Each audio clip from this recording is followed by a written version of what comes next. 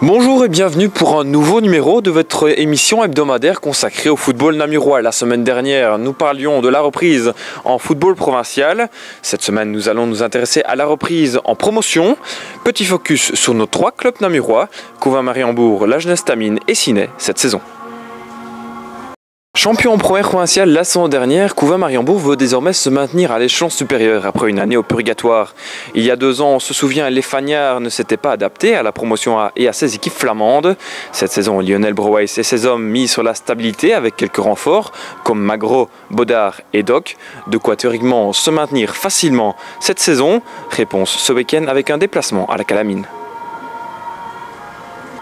La Jeunesse Tamine a préféré quant à elle opter pour la promotion A. On se souvient, il y a 2 ans, les Taminois avaient lutté jusqu'au bout pour le titre face à Isegem. Philippe Raskin est parti et laisse la place à son ex-T2, Vincent André, au poste de T1. Pas de gros changements dans le noyau taminois et malgré quelques défaites lors de la préparation, Tamine a les capacités pour se maintenir en promotion A. Première réponse ce week-end avec un déplacement à Gans et Haven.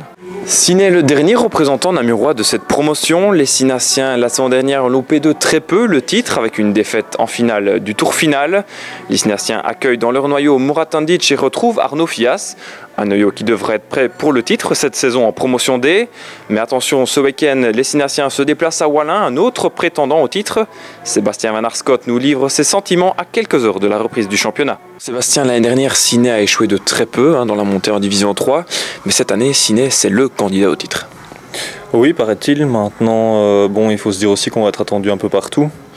Une année n'est pas l'autre, et malgré tout, on a des équipes montantes qui, paraît-il, veulent remonter aussi. Et ça risque d'être une année très compliquée malgré tout. Alors le premier match, c'est contre Wallin, un autre candidat au titre, qui s'est très bien renforcé. C'est déjà un match clé. Oui, c'est un match clé, c'est un match pour bien débuter une saison. Commencer par une victoire là-bas aiderait forcément, pour ne pas faire le début de championnat qu'on a fait l'année passée et dans lequel on a perdu beaucoup de plumes pour la course au titre. Théoriquement, les Cinassiens sont prêts avant ce déplacement à Wallin, mais nous allons vérifier si la préparation s'est bien déroulée. Alors Sébastien, on va faire un petit défi pour la Meuse-Namur. On va tenir ce poids-là, un petit duel face à face, et voir qui tient le plus longtemps. Il faut savoir si Claudie Verlaine est satisfait de ta préparation ou pas. 3, 2, 1. Tu trembles déjà? Oui. Je vais te manger au fait.